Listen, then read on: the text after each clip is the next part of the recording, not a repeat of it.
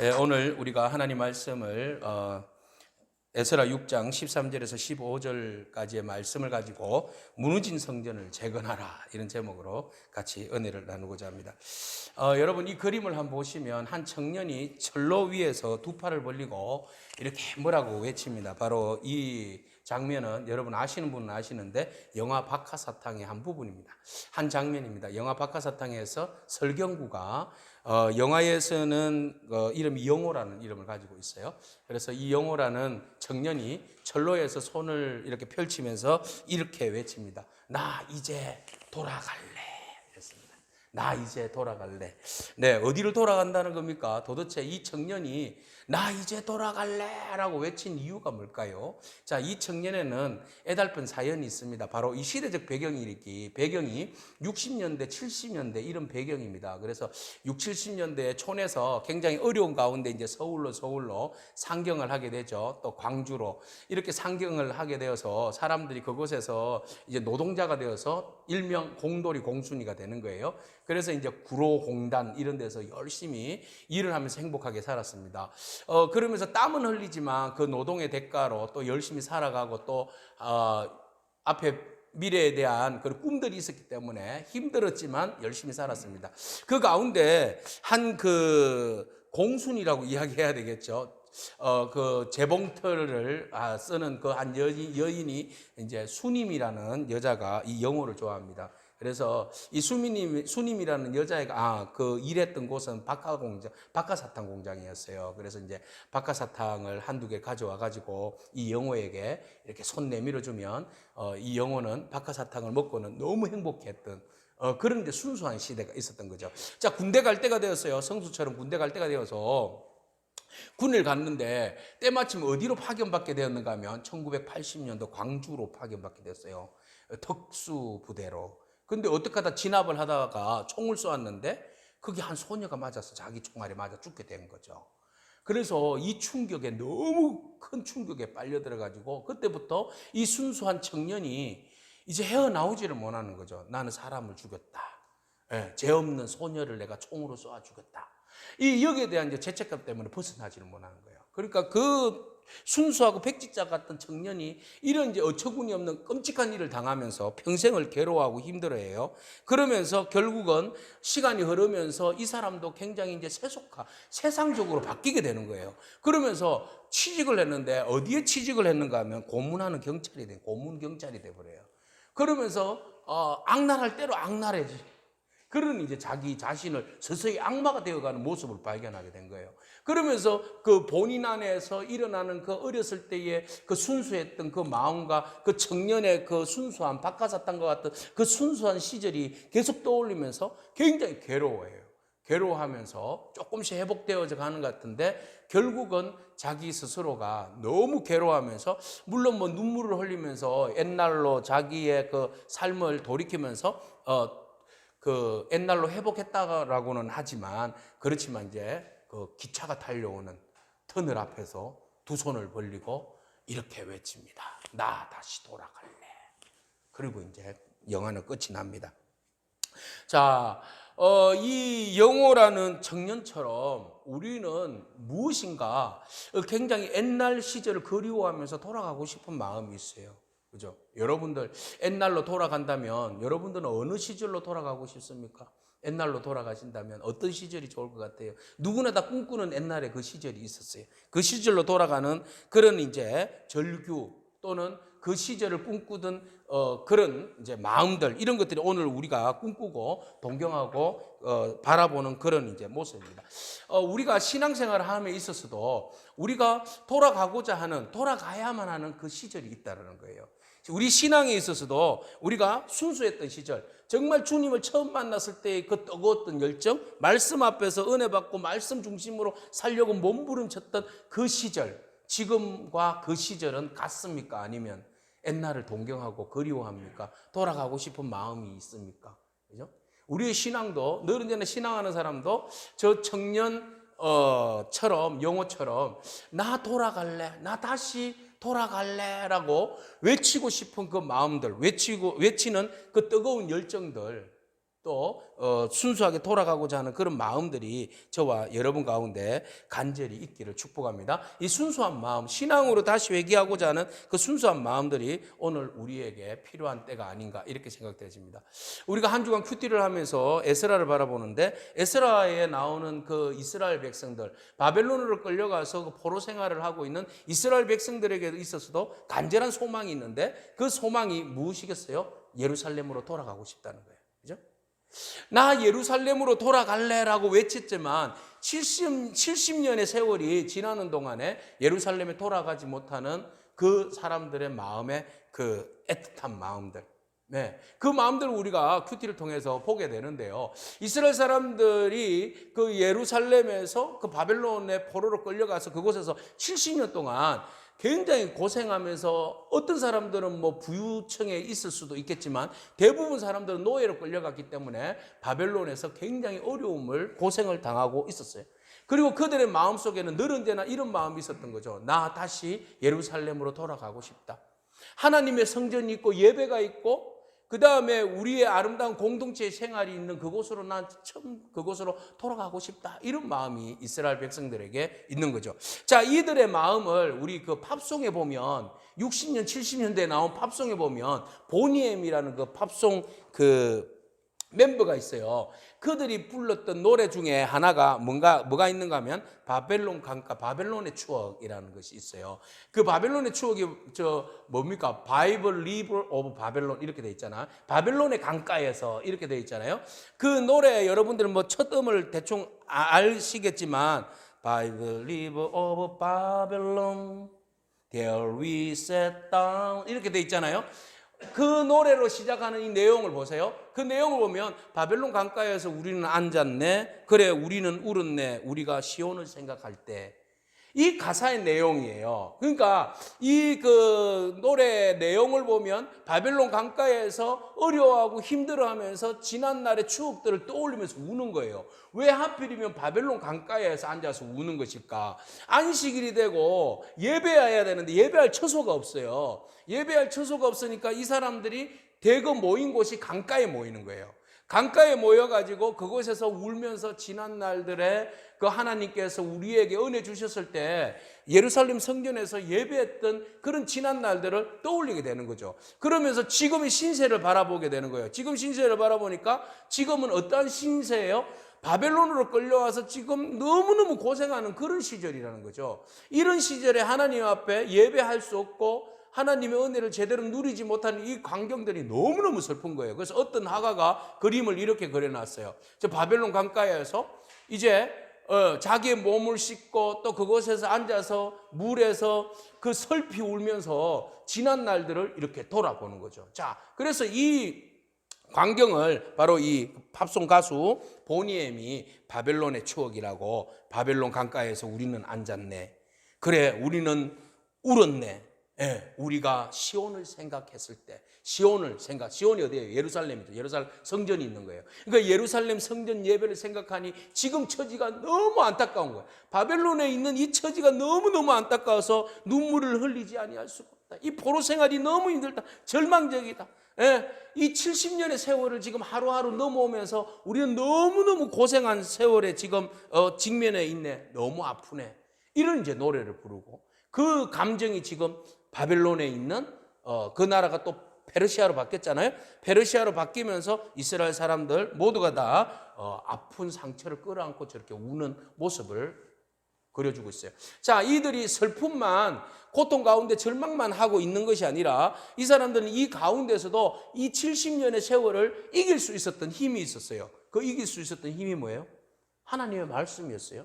하나님의 말씀인데 어떤 말씀? 예언의 말씀이었어요. 그 예언의 말씀이 어떤 말씀? 그때는 듣지 않았는데 지금은 그 말씀을 곱씹어 보면서 그 말씀이 있다는 것을 알았어요. 그 말씀이 희망을 그렸어요. 그 말씀이 누구의 말씀이에요?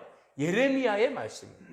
예레미야의 말씀 보니까 그 당시에 시드기야와 그 왕들이 하나님 말씀을 주셨음에도 불구하고 안 믿고 결국은 그들이 유다가 망함으로 포로로 끌려가는 그런 상황들을 겪게 되잖아요. 그때 예레미야가 그들에게 예언의 말씀이 무언가 하면 지금은 끌려가지만 하나님께서 어떻게 하시겠다? 70년 만에 너희들을 다시 돌아오게 하시겠다, 이 말씀을 주셨거든요.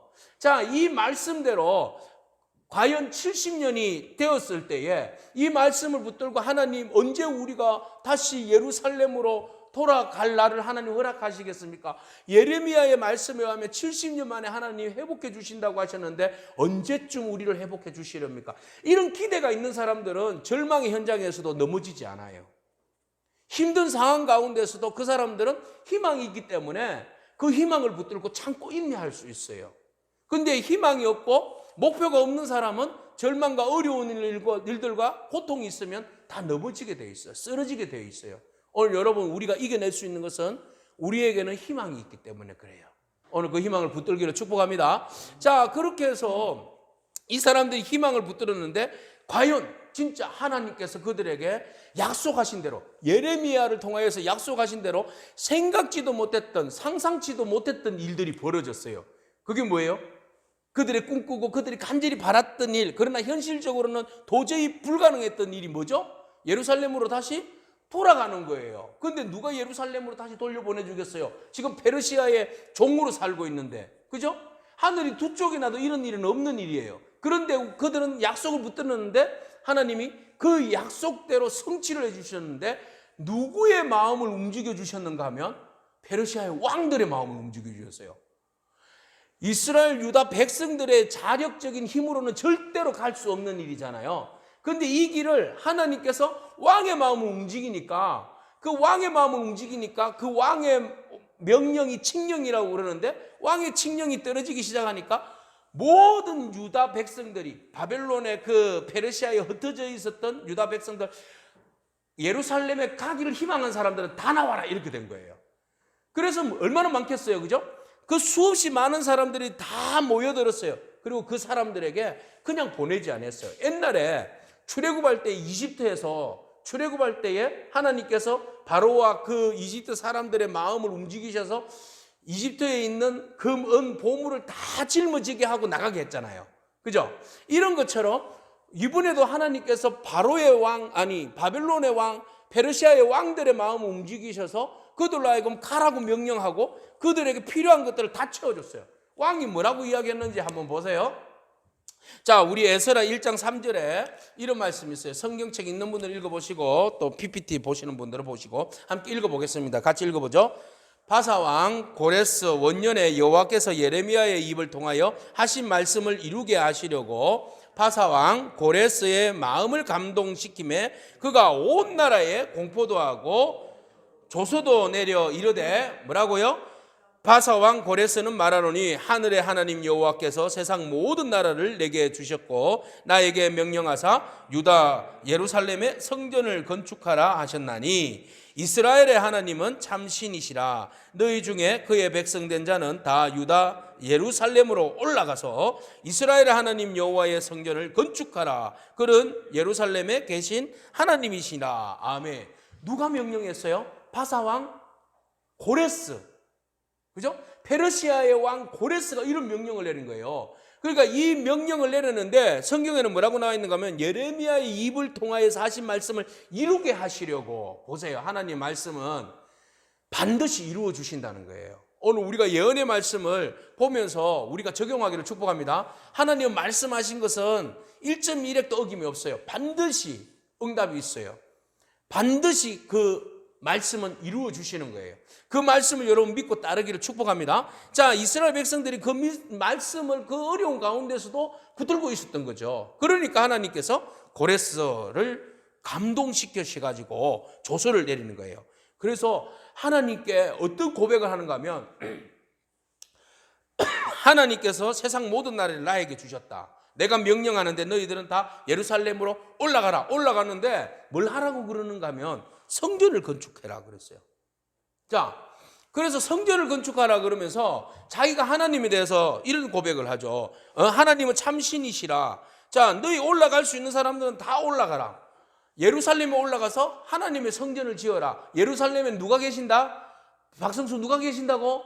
하나님이 계신다. 하나님이 계신다. 그러니까 모두 다 예루살렘으로 올라가라. 여러분, 도대체 이게 상상이나 할 일입니까? 그죠? 왕이 포로들을 풀어주는데 올라가서 너희 하고 싶은 대로 올라가서 너희들에게 제일 필요한 예루살렘 성전을 지어라. 성전을 짓는데 뭐가 필요해요? 돈이 필요하지, 박연수. 돈이 필요하지. 돈이 필요하니까 그 돈의 금, 은과 필요한 모든 것들을 왕과 그 옆에 있는 지방에 있는 장관들이 책임지고 돈을 주겠다는 거예요. 왕실에서 돈을 다 대주겠다는 거예요. 이런 호재가 어디 있어요, 여러분? 왕이 다 대주겠다. 그리고 모자라는 거 있으면 그 지역의 관할 지역에 세금을 받는데 그 세금으로 충당시켜 주겠다. 그리고 너희 그 제사장이나 레위인이나 이 사람들이 그 성전을 짓고 성전 일에 최선을 다하고 다 하는데 그 사람들에 대해서는 내가 뭐도 하지 않겠다. 세금도 받지 않겠다. 이게 정말 있을 수 있는 일일까요? 없는 일일까요? 있을 수 있는 일이에요. 왜? 하나님이 하시면. 아멘. 하나님이 하시면 우리가 상상치도 못한 일들이 막 이루어지는 거예요. 도대체 누가 이런 왕들이, 이 왕이요 한 명만 칙령을 내린 게 아니라 그 대를 이어서 거의 한 100년 사이에 왕이 1차, 2차, 3차에 걸쳐서 페르시아에 있는 이스라엘 백성들을 다시 유대 땅으로 보내주는 작업을 하는데요. 그때 왕들을 소개해 볼게요. 고레스, 그 다음에 또 누구 있어요? 다리오, 그 다음에 또 누구 있어요? 큐티할 때? 아닥사스다. 그죠? 그 사이에 아수에로라는 왕이 있어요. 아수에로 왕은 여러분 에스더의 남편이에요. 그 여러분 300영화에 나오는 크세스예요. 그러니까 여기 아수에로는 그 사이에 지금 빠져 있는데 한 60년, 70년 사이를 공백을 두고 지금 에스라도 나중에 등장하지만 어쨌든 이스라엘 사람들을 계속해서 유다 땅으로 보내요. 유다 땅으로 보내는데 페르시아가 전 세계를 지금 다 장악하잖아요. 인도와 그 다음에 이집트, 저기 터키 이쪽으로 막 확장을 해가는데 심지어는 아테네, 그리스를 잡아먹기 위해서 가다가 결국은 마라톤 전쟁에서 패배하잖아요. 그죠? 그게 바로 이제 다리오 왕이. 예, 다리오 왕이. 그 다음에 또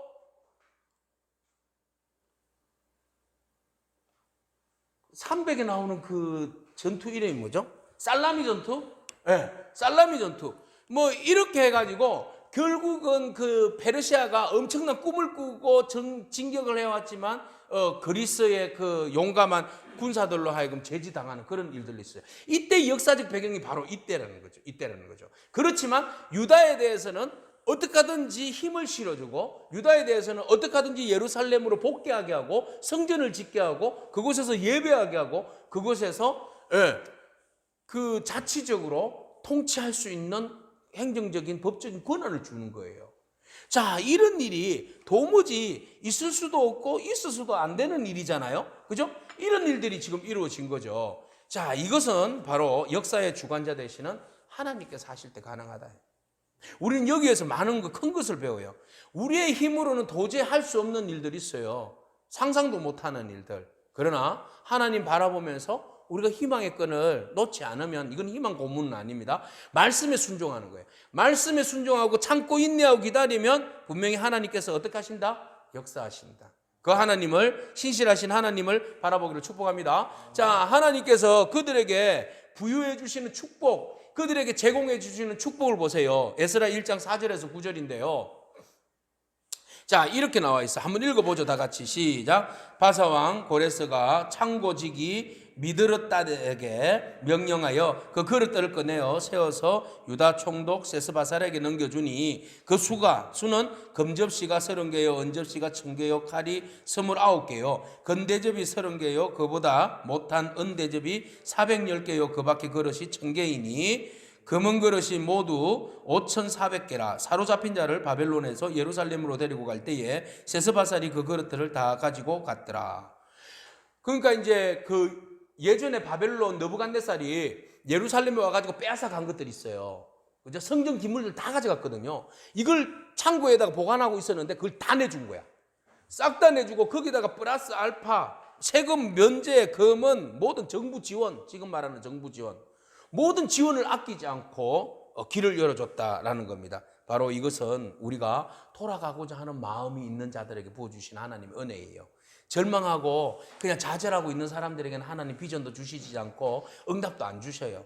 간절히 하나님의 비전을 바라보고 하나님의 말씀이 이루어지기를 간절히 바라보면서 하나님의 때를 기다리는 사람들에게는 하나님께서 우리가 상상치도 못한 일들을 하나님께서 허락해 주실 줄로 믿습니다. 그래서 주신 말씀을 기억해야 돼요. 이스라엘 백성들이 그 모든 가운데 1차 포로 귀환 한 사람들을 보세요. 성수 한번 읽어보세요. 몇 명이 갔어요? 42,360명이 올라갔어요. 42,360명이요 2,000km나 되는 긴 거리를 거의 4달 5달 거쳐서 올라가는 거예요. 정말 힘든 길이잖아요. 그렇지만 그들에게는 힘들지 않아. 그 먼 거리와 그 시간들이 지루하지가 않아. 왜? 자기들이 지금 예루살렘 가는 길이잖아요. 그죠? 포로로 끌려왔을 때는 힘들 거야. 그러나 하나님이 회복해 줘서 회복의 땅으로 보내주시니 그 가는 걸음들이 2,000km가 힘들겠어요? 하나도 힘 안 들어요. 그죠? 그 날들이 힘들겠어요? 하나도 힘 안 들어요. 빨리 갔으면 좋겠다. 하루라도 빨리 가서 예루살렘 성전에 가서 하나님께 다시 예배를 회복했으면 좋겠다. 다시 무너진 성전을 지었으면 좋겠다. 그곳에서 하나님의 임재가 있는 예배를 드렸으면 좋겠다. 이 마음이 그들에게는 막 불릴 듯 일어나는 거예요. 오늘 이런 비전들이, 이런 하나님의 말씀에 대한 기대함이 저와 여러분 가운데 있기를 축복합니다. 자, 그들이 이렇게 한 이유가 바로 1장 1절의 말씀이라고 말씀드렸죠. 자, 무엇 때문에 그래요? 같이 읽어보죠. 바사왕 고레스 왕년에 여호와께서 예레미야의 입을 통해서 하신 말씀을 이루게 하시려고. 아멘. 보세요. 예레미야의 입을 통하여 주신 말씀, 70년 만에 너희가 너희들을 회복하여 주리라. 이 말씀을 그들은 가지고 있었고, 그 말씀을 하나님께서 품고 비전을 안고 있는 사람들에게 응답을 주시는데 어떤 응답을 주셨어요? 보세요. 그 다음 거 읽어보죠. 바사왕 고레스의 마음을 감동시키심에 그가 온 나라에 공포도 하고 조서도 내려 이르되. 보세요. 하나님이 왕의 마음을 어떻게 했어요? 감동시켜 줬어요. 감동시켜 주셨어요. 그러니까 사람의 마음을 움직이고 감동케 하시는 분은 하나님의 손이에요. 하나님이 움직이시면 모든 건 다 되는 거죠. 우리가 그 하나님을 신뢰하기를 축복합니다. 우리의 소망하는 기도, 우리가 하나님의 은혜로, 하나님의 말씀 가운데로 하나님 기뻐하시는 일로 돌아가려고 마음만 먹고 그 기도하는 마음으로 기대하면, 비전을 가지면 하나님께서 반드시 그 마음에, 그곳에 하나님께서 인도해 주시고 그곳에 필요한 것들을 채워 주실 줄로 믿습니다. 자, 그러면 왜 하나님이 이스라엘 백성들을 예루살렘으로 다시 올려 보내셨을까? 올려 보내신 이유가 있을 거 아니에요. 여러분 뭐라고 생각하세요? 자, 하나님께서 예루살렘으로 이 유다 백성들을 다시 귀환시켜 주신 이유는 그냥 너가 포로 생활 열심히 힘들었으니까 자유 좀 주겠다 해서 예루살렘으로 올라가라. 이것도 중요하겠지만 무엇보다도 중요한 것은 하나님의 명령과 사인이 있었어요. 그게 뭐예요? 성전 재건이에요.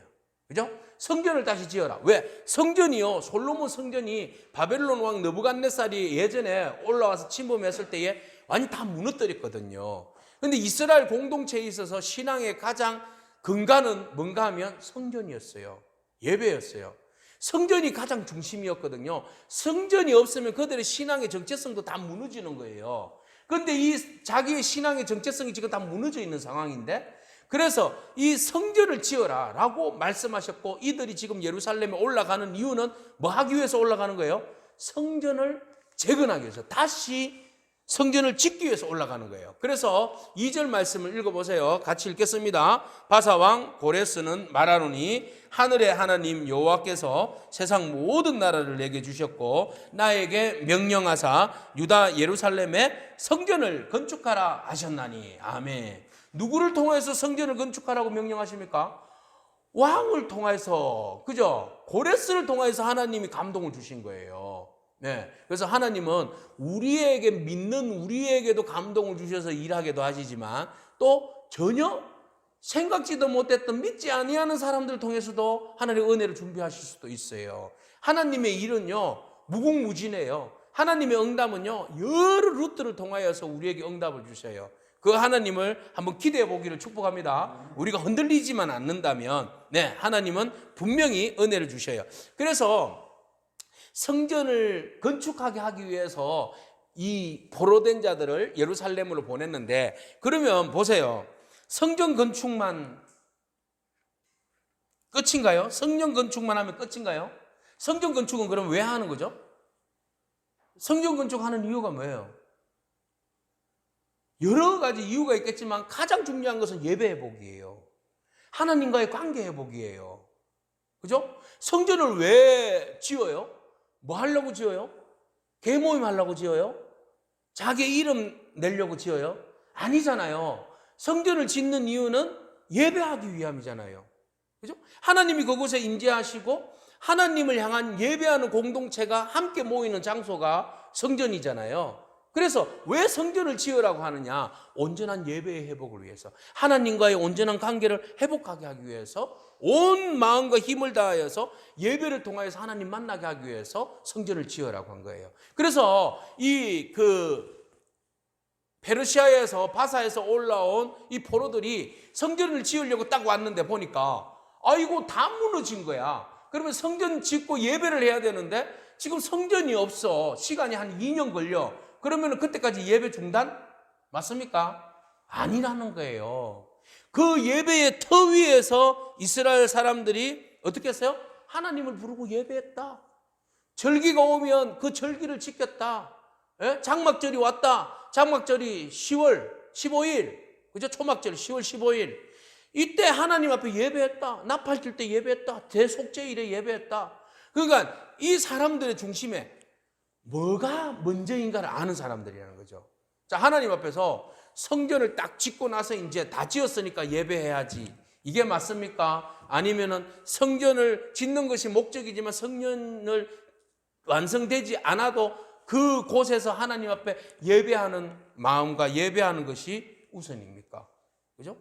이스라엘 백성들은 성전이 아직 건축되어지지 않았지만, 그렇지만 그들에게는 하나님을 향한 마음과 열정, 식지 않은 열정, 하나님을 만나고 하나님을 예배하고 싶은 열정, 하나님 예배를 통하여서 하나님의 그 임재를 경험하고 하나님과의 온전한 관계를 유지하고 싶은 그 열정, 이게 무엇보다도 환경보다도 중요했다는 거예요. 그러면 오늘날 우리 코로나 시대를 맞이해서 지금 막 예배가 엉망진창이 돼버렸어요. 그죠? 대면 예배, 비대면 예배, 또 뭐가 좀 매스컴이 좀 잘못 이야기한 것도 있고 우리가 좀 조심 안 한 부분도 있고, 하여튼 교회 오면 코로나의 온상지 이런 것들 때문에 사람들이 교회 와서 예배 드리는 것을 굉장히 기피하기 시작했어요. 그러면서도 예배할 수 있는 환경이 주어졌음에도 불구하고 이제 집에서 이제 모니터 보면서 예배하는 게 편해졌어. 스스로 이제 자유에 위로하는 거야. 그냥 나 오늘 모니터로 예배했습니다. 이것으로 만족해. 굉장히 좋은 방법이지만 굉장히 위험한 방법이에요. 그죠? 성전은 어디에서나 예배할 수 있어요.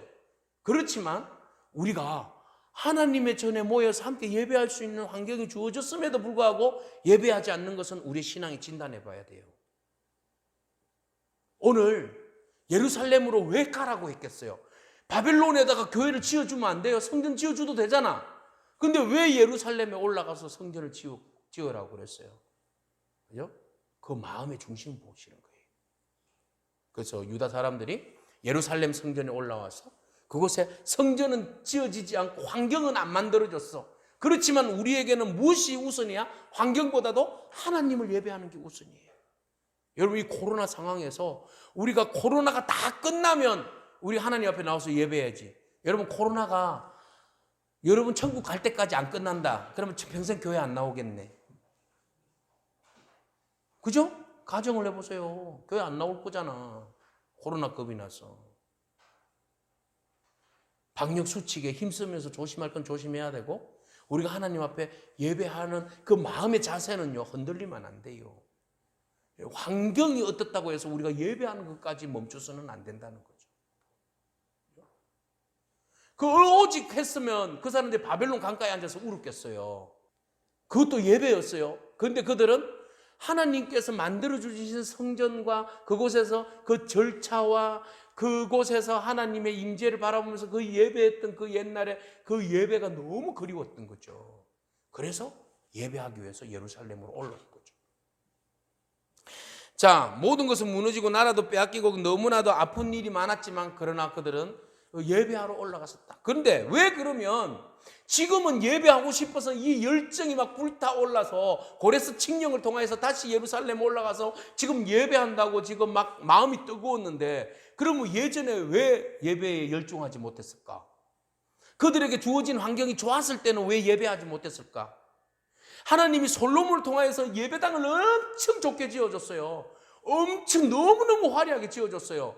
그때는 왜 하나님 앞에 예배함이 진정한 예배가 아니었을까? 하나님이 그 예배를 보고 누군가, 말라기에 보면 그래요. 아직은 뭐 이 시대적으로는 뒤에지만, 그러나 그 예배하는 마음의 태도를 보면, 말라기에 보면 뭐라고 나와 있어요? 제발 좀 누군가 성전 문 좀 닫아줬으면 좋겠다. 내 그 성전에 하나님 앞에 예배 드리는 곳에 발 좀 안 딛게 좀, 발 좀 안 딛고 삐대지 않도록 했으면 좋겠다. 예? 예배하는 자들의 마음의 자세들이 흔들리기 시작했어요. 타락하기 시작했어요. 형식화되기 시작했어요. 껍데기만, 종교놀이만, 종교주의에 빠지기 시작했어요. 예배하는 것보다도 자기의 교회 안에서의 위치와 어떤 권세와 영광 받는 것들, 어떤 이런 것들에, 부수적인 것들에 관심을 가지기 시작했어요. 그러니까 하나님의 임재의 예배는 전혀 관심 없고 다른 것들에 관심이 있으니까 하나님 마음이 아팠던 거죠. 그들의 고발을, 그들의 상황을 아모스와 이사야가 고발합니다. 자, 그들을 향하여서 뭐라고 이야기하는가 한번 보세요.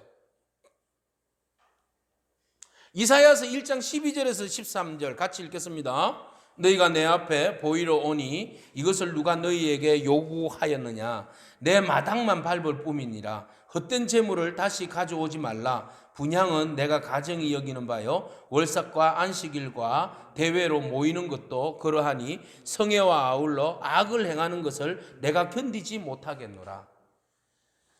자, 예전에 예배하는 자의 태도가 이랬다는 거예요. 그죠? 하나님이 정말 구역질 날 정도의 예배의 모습이었다는 거죠. 그러니까 마음은 없고 형식만 있다는 거예요. 껍데기만 있다는 거예요. 진심으로 하나님의 임재와 하나님이 함께 하심과 하나님을 향한 그 관계성은 저버리고 전혀 다른 모습으로만 예배에 있었다는 거죠. 그러니까 하나님께서 그것을 계속 선지자들을 통해서 경고했는데 말을 듣지 않으니까 하나님, 그러면 이런 성전 필요 없다는 거지. 그러니까 바벨론 느부갓네살을 통해서 그 성전을 어떻게 했어요? 예배의 기능을 못하고 하나님 앞에 온전히 예배하지 못하는 교회는 어떻게 돼? 없어져야 돼. 그러니까 문 닫아. 그래가지고 성전을 무너뜨린 거예요. 여러분, 성전 문 닫기 전에 예배 회복하기를 축복합니다. 성전 문 닫으면 끝나는 거예요. 그러다 후회해봤자 무슨 소용이 있어. 물론 후회하면 하나님께서 또 한참 후에는 또 회복시켜 주시겠죠. 그러나 있을 때 잘해, 이거 아니겠어요? 예? 우리가 예배 드릴 수 있는 공간이 있을 때 예배해야죠. 예배 드리면서 하나님 은혜를 구할 수 있을 때 예배해야 되는 게 맞지 않습니까? 이게 예배지, 이게 예배. 이스라엘 백성들 보세요. 하나님 성전을 그렇게 아름답게 지어줬음에도 불구하고 그들이 처음에는 예배했어, 잘했어. 그러다가 시간이 지나면서 예배가 이상하게 흘러가 버린 거예요. 예? 그러면서 예배가 타락하기 시작했어요. 마당만 그냥 밟고 왔다 갔다만 했어요. 마당만 밟고 왔다 갔다 했어. 제사, 하나님 앞에 희생제사 드리는 것들은 너무나 형식적인 제사만 드리게 되었어요. 분향도 그냥 대충 그냥 마음도 없어요. 그냥 그렇게만 하는 그런 타락한 종교인의 모습으로 전락해버린 거예요. 가정스러운 종교인으로 전락해버렸던 거예요. 그래서 그들이 결국은 나라도 빼앗기고 성전도 무너지고 포로로 끌려가서 하나님의 징계의 시간, 70년 동안의 징계의 시간을 가졌던 거예요. 물론 감사한 것은 그곳에서 회개하는 심령이 있었다는 거죠. 하나님 말씀 바라보면서 다시 회개함으로 하나님의 은혜를 구하는 그 시간들이 있었다는 거예요. 그래서 하나님께서 긍휼을 베풀어 주셔서 하나님 약속하신 대로 왕들을 통하여서 예루살렘 예배를, 성전을 짓게 하시고, 성전을 왜 지었느냐? 다시 한 번 더 예배가 회복되게 하기 위해서 성전을 지어주신 거예요. 오늘 우리 하늘교회 왜 있어요? 하나님이 예배 회복을 위해서 하늘교회가 존재하는 줄로 믿습니다. 예배 없으면 끝나는 거예요. 예배를 통해서 하나님을 만나고 인격적인 하나님을 통해서 하나님의 비전을 바라보게 하기 위해서 예배가 있는 거 아니겠어요? 그러면 이스라엘 사람들이 페르시아에서 예루살렘을 향해서 막 2000km나 되는 거리를 막 올라와서 뭐 하려고? 성전 짓고 예배하려고. 자, 그러면 지금 종료주일이에요. 주님께서 갈릴리에서 올라오셔서 예루살렘 막 입성하셨어. 나귀를 타고 막 입성하셔서 예수님께서 뭐 때문에 입성하셨어요? 제일 먼저 입성하셔가지고 예수님께서 제일 먼저 하신 일이 뭐예요? 어디 가셨어요? 성전에 가셨어요. 성전에 가셔서 예수님 제일 먼저 하신 게 뭐예요? 비둘기 파는 자들, 돈 바꾸는 자들 상을 엎으시면서 예수님 하신 말씀이 뭐였죠?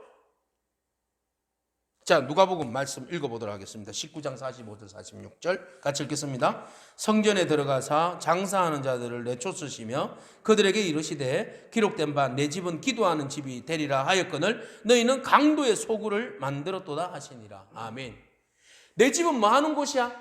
기도하고 예배하는 곳이야. 하나님의 임재를 경험하는 회복이 있는 곳이야.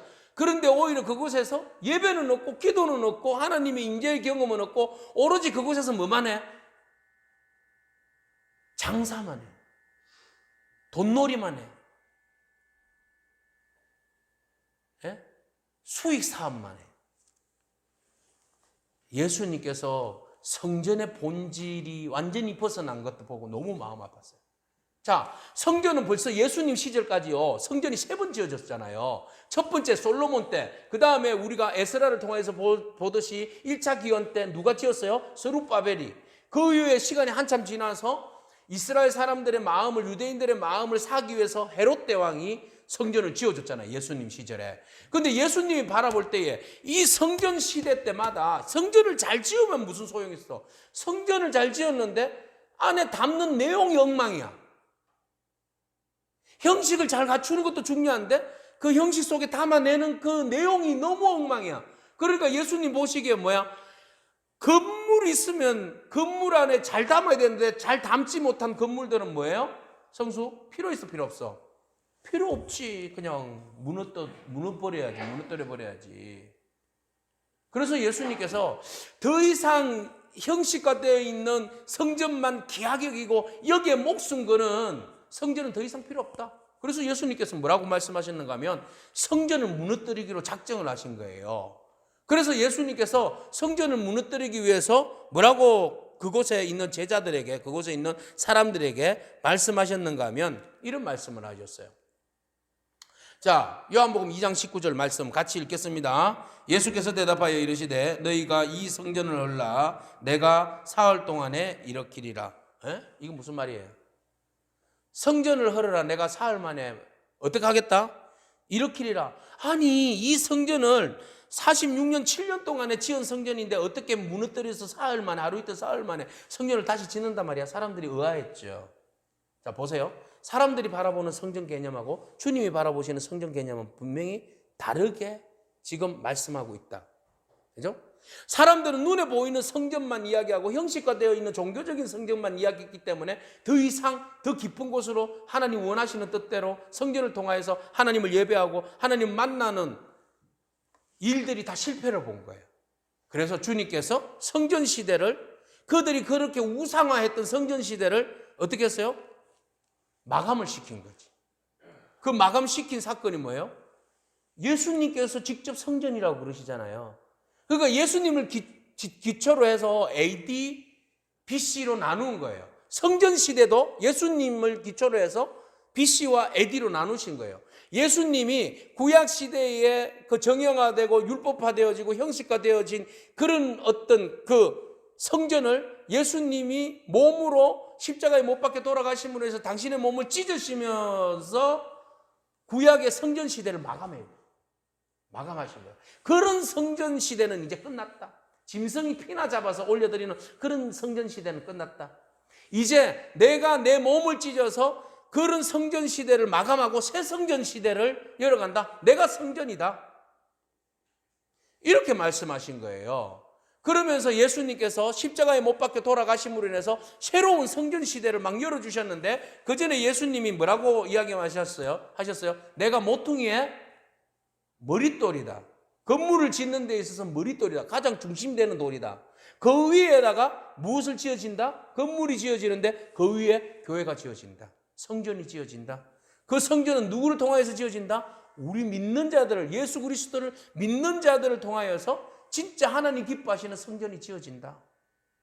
그러면 예수님께서 이 성전이 정말 귀한데 이 성전이 온전히 존재하지 못하니까 그것을 무너뜨리고 예수님이 당신이 성전이라고 말씀하시면서 새로운 성전 시대를 열어가시면서 누구를 성전이 되게끔 초대했는가 하면 우리까지 성전이 되게끔 초대하셨다는 거예요. 성전의 개념이 이렇게 바뀌어가는 거예요. 그러면서 오늘 하나님이 해막부터 시작해서 성전을 세웠는데 그 성전의 개념이 예수 그리스도로 이어지고 그 예수 그리스도에게서 또 누구까지? 우리에게까지 성전이 적용된다. 그래서 바울이 이야기했던 고린도전서에 고린도 교회에 이야기했던 성전의 개념에 대한 이런 이야기를 해요. 뭐라고 이야기하는가 하면 고린도전서 3장 16절에서 17절. 그러면 지금 우리 시대에 있어서 성전은 뭔가? 라고 이야기할 때 바울은 이런 이야기합니다. 같이 읽어보겠습니다. 너희는 너희가 하나님의 성전인 것과 하나님의 성령이 너희 안에 계시는 것을 알지 못하느냐. 누구든지 하나님의 성전을 더럽히면 하나님이 그 사람을 멸하시리라. 하나님의 성전은 거룩하니 너희도 거룩하니라. 아멘. 자, 이제 성전의 개념들이 달라지기 시작했어요. 그죠? 예수 그리스도께서 온전한 성전의 폼을 잡아주셨고, 그리고 우리가 성령 안에서 우리로 하여금 무엇이 되게 하셨어요? 성전이 되게 하셨어요. 성전이 되게 하셔서 이 안에 누가 내주하고 계세요? 성령 안에서 하나님이 우리 안에 함께 계세요. 그죠? 그래서 우리로 하여금 하나님이 함께 내주하고 계시는 성전이 그러면 깨끗해야 돼, 더러워져야 돼? 예? 이제 건물에서 우리의 몸으로 이제 성전 개념이 바뀐 거잖아요. 그죠? 거기도 거룩하기를 원하셨고 주님 깨끗하기를 원하셨고 성전도 정하셨잖아요. 영적으로 오늘 우리를 성전이라고 말씀하셨는데 이곳에 하나님의 영이 내주하고 계시는데 그럼 내주하고 계시는 우리의 성전도 뭐 해야 된다? 깨끗해야 된다. 하나님이 거룩하고 깨끗하니 너희도 깨끗해라. 그래서 하나님께서 이런 놀라운 역사적인 과정을 통하여서 오늘 여기까지 주님이 성전이 본이 되어주시고 머릿돌이 되어주셔서 우리로 하여금 성전이 되게 하셨는데 우리 안에 거룩함으로 하나님이 임재하는 건물만 아니라 건물에 가서도 예배도 해야 하겠지만 하나님의 임재를 구해야 되겠지만 오늘 우리 안에서 우리 스스로가 교회가 되고 성전이 되어서 하나님 앞에 예배하게 하셨다는 거예요. 이건 큰 축복입니다. 할렐루야. 그래서 우리가 온전히 하나님 바라보면서 건물은 성전이 단순한 그 건물의 기능을 넘어선다는 거 여러분 그걸 잊지 않기를 축복합니다. 성전은 건물만이 아닙니다. 뿐만 아니라 주님은 한 사람 한 사람도 성전이 되게 하셨다는 겁니다. 오늘 우리가 주님의 성전인 줄로 믿습니다. 그러면서 주님께서 예루살렘 입성하셔서 성전을 정화하셨잖아요. 그처럼 오늘 우리의 영혼도 주의 말씀과 예수 그리스도의 보혈로 성전이 우리의 성전에 정화되기를 축복합니다. 정화된다는 것은 온전한 하나님과의 관계 회복이잖아요. 그래서 그 정화된 곳에 우리가 옛 성전을 정리하신 예수 그리스도 당신의 몸으로 찢으셔서 십자가로 옛 성전을 정리하시고 새 성전이 되어주셔서 우리로 하여금 거룩한 교회가 되게 하셨는데 이 은혜를 붙들고 여러분 감사함으로 믿음으로 성전을 세워가는 종료주일에 주님 오셔서 성전 정화가 목적이었어요. 성전 정화를 해야지 하나님과 관계가 회복되어지기 때문에 오늘 우리가 우리의 영혼이 주님의 은혜로 성전이 정화되어지고 하나님과의 온전한 관계가 맺어지는 그런 저와 여러분이기를 축복합니다. 아멘. 기도하겠습니다. 하나님 감사합니다. 하나님 기뻐하시는 온전한 성전이 되게 하시려고 십자가에 오르셔서 몸을 찢어 옛 성전을 무너뜨리시고 성령 안에서 새 성전을 세워주심을 감사합니다. 온전한 성전이 되게 하시려고 포로되게 하시고 다시 돌아오게 하시고 성전을 짓게 하신 주님, 이제 주님 그리스도 안에서 새 성전을 세워주셨으니 주님이 기뻐하시는 거룩한 성전으로 살아갈 수 있도록 은혜를 베풀어 주시옵소서. 교회가 교회로서 온전히 예배하는 공동체가 되게 하시고 교회가 하나님 기뻐하시는 온전한 세상의 빛과 소금이 되게 하시고 하나님의 영광을 드러내는 복된 교회가 되게 하여 주옵소서. 예수님의 이름으로 기도합니다.